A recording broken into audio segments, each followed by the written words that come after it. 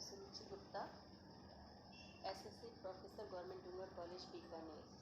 आज मैं BSc part first year का पेपर थर्ड का फर्स्ट यूनिट का नेक्स्ट टॉपिक करवाऊंगी, कर्व स्केचिंग, कि हम कर्व किस तरह से खींचते हैं। सबसे पहले हम देखते हैं कि कर्व क्या होता है। दो चरों के परस्पर संबंध को दर्शाने वाली रेखा जो है उसे हम कर्व कहते हैं। फंक्शन क्या है? यदि दो वेरिएबल x और y किसी दिए हुए नियम या f से इस प्रकार संबंधित हो कि x के प्रत्येक मान के लिए y का एक निश्चित मान प्राप्त हो, तो y को x का फलन या फंक्शन कहते हैं और इसे हम y = fx लिखते हैं। x इंडिपेंडेंट वेरिएबल है, y डिपेंडेंट वेरिएबल होता है, और अगर हम लिखें y = fx, इसका मतलब ये है कि y x का फलन है।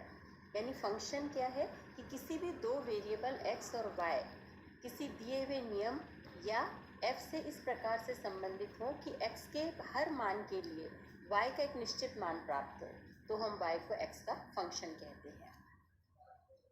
हम देखते हैं वैल्यू ऑफ फंक्शन क्या है। सपोज y = fx एक फंक्शन है। अगर x = a, in that case y = fa, means fa function fx का मान है जबकि x = a दिया हुआ है। जैसे हम एक एग्जाम्पल सॉल्व करते हैं।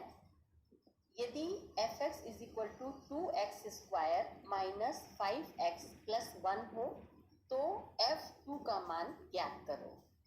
यहाँ पर हमें x की जगह हम क्या करेंगे, 2 रखेंगे वैल्यू।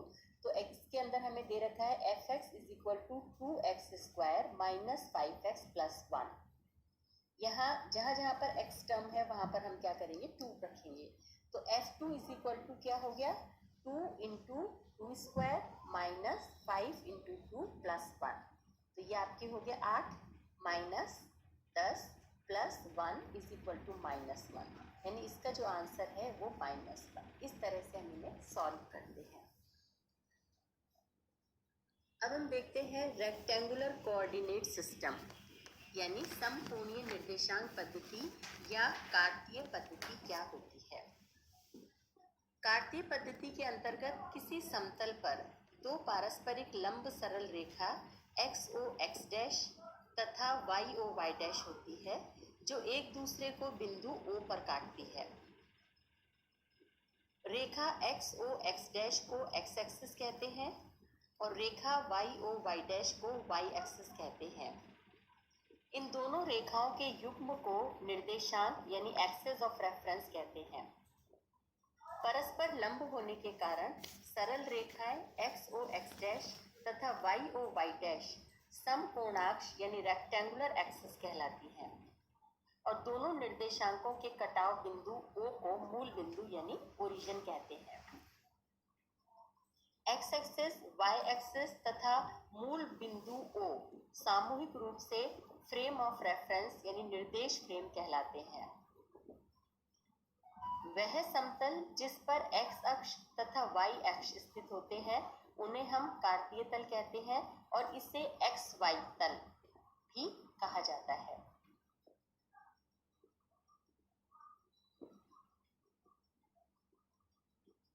किसी क्रमित युग्म, जैसे हम यहाँ पर ये XY की स्थिति किसी बिंदु P द्वारा व्यक्त की जाती है। इस प्रकार व्यक्त XY को बिंदु P के कार्तीय निर्देशांक कहा जाता है। O से OX दिशा में x पॉजिटिव होगा और O से OX' दिशा के अंदर x जो है वो नेगेटिव होगा। सिमिलरली O से OY डायरेक्शन में y पॉजिटिव होगा और O से OY' डायरेक्शन में y नेगेटिव होगा। मूल बिंदु के निर्देशांक 0, 0 होते हैं। x अक्ष पर स्थित प्रत्येक बिंदु की कोटि 0 होती है। इसी तरह y अक्ष पर स्थित प्रत्येक बिंदु का भुज 0 होता है। अब हम देखते हैं कि क्वाड्रेंट्स क्या होते हैं। निर्देशांक अक्ष XOX' तथा YOY' समतल को 4 भागों में विभाजित करते हैं। यह भाग, 4 भाग जो है, ये हो गया आपका X O Y, Y O X dash, X dash O Y dash, Y dash O X. इन भागों को क्रमशः फर्स्ट, सेकंड, थर्ड और फोर्थ क्वाड्रेंट कहते हैं। इसके अकॉर्डिंगली क्या हो गया, फर्स्ट क्वाड्रेंट में स्थित किसी बिंदु के दोनों निर्देशांक x और y जो है उनकी वैल्यू पॉजिटिव होगी। सेकंड क्वाड्रेंट में स्थित किसी बिंदु का x नेगेटिव और y पॉजिटिव होगा। थर्ड क्वाड्रेंट में स्थित किसी बिंदु के दोनों कोऑर्डिनेट x और y जो है वो नेगेटिव होंगे। और सिमिलरली जो फोर्थ क्वाड्रेंट है, इसमें स्थित किसी भी बिंदु में x जो है उसकी वैल्यू पॉजिटिव होगी और जो y है उसकी वैल्यू नेगेटिव होगी। अब हम देखते हैं, इसको ग्राफ बना के देखते हैं कि किस तरह से हम इनको वैल्यूज को पुट करेंगे। जैसे सपोज हमारे पास में ये क्वेश्चन है कि निम्न बिंदुओं को कार्तीय पद्धति से ग्राफ पेपर पर अंकित कीजिए। ये हमारे पास में दे रखा है, तो इसके अंदर ये है 4, -3, -2, 5, -1, -6, 6, 7, 0, 5, -2 और 0, ये हमारे पास में है। इसके अंदर फर्स्ट वैल्यू जो है वो x है, दूसरी वैल्यू y है। अब हम इसके अकॉर्डिंग इससे क्या करते हैं कि हमने x y ये पहले कर लिया अपन ने कि ये x o x डैश ये लाइन हो गई, ये o y y डैश ये लाइन है। यहाँ पर x जो है 4 पॉजिटिव है, ये x पॉजिटिव हमारे पास में यहाँ पर है, तो हम ये 4 पर पॉइंट लगा देते हैं। ठीक है, -3 का मतलब क्या है, y जो है वो -3 है, y -3 कहाँ होगा, इधर नीचे की तरफ, तो ये यहाँ पर हमने पॉइंट लगा दिया a। ठीक है, ये अब इन दोनों को हम यहाँ से और यहाँ -3 इससे मिला देते हैं, तो ये हमारे पास में लाइन आ जाती है। इसे हमने a पॉइंट कहा है, यहाँ हमने लिख दिया 4 -3। ठीक है, इसी तरह से हम नेक्स्ट देखते हैं -2, 5, ये हमें प्लॉट करना है। -2 का मतलब x की वैल्यू -2 है, तो x यहाँ पर है ये नेगेटिव, तो हमने ये -2 है यहाँ पर पॉइंट लगाया। 5 जो है x की वैल्यू 5 पॉजिटिव है, इससे हम x पॉजिटिव यहाँ पर है, तो हम यहाँ पर b पर एक पॉइंट लगा देते हैं। ठीक है, अब इन दोनों को हम b पे इधर ये 5 जो है यहाँ पर हमने पॉइंट लगा दिया, इन दोनों को मिला दिया, तो ये जो हमारे पास में ग्राफ आया ये क्या वैल्यू शो कर रहा है, -2 और 5। सिमिलरली नेक्स्ट है हमारा -1 और -6। इसमें x की वैल्यू भी -1 है और y की वैल्यू जो है -6, दोनों वैल्यूज जो है वो नेगेटिव है। हम देखते हैं x नेगेटिव इधर है, यहाँ पर हम -1 जो है वहाँ पर पॉइंट ले लेते हैं, और -6 y की वैल्यू -6 यहाँ पर है, यहाँ से एक पॉइंट ले लेते हैं जिसे हमने c कहा है, और इन दोनों को हम मिला देते हैं, तो ये हमारे पास में जो ग्राफ आ रहा है ये -1 और -6 की वैल्यू को शो कर रहा है।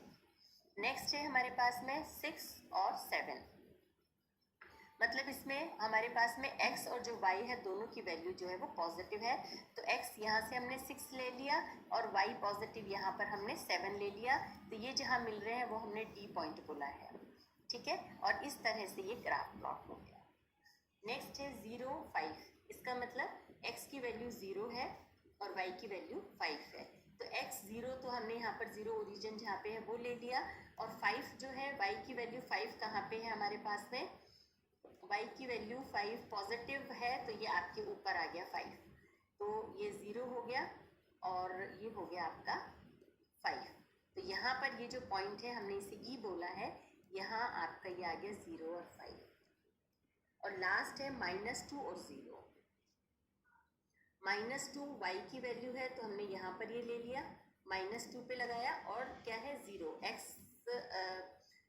इसमें x जो है वो -2 है, तो x हमने देखा -2 कहाँ पे, नीचे की तरफ, ये x की वैल्यू जो है -2 यहाँ पर आ गया और ये 0 आ गया, तो ये हो गया आपका यहाँ पर f पॉइंट जो है -2 और 0 लिख दिया हमने।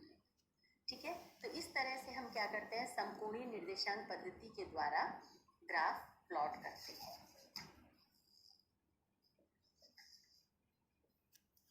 Thank you.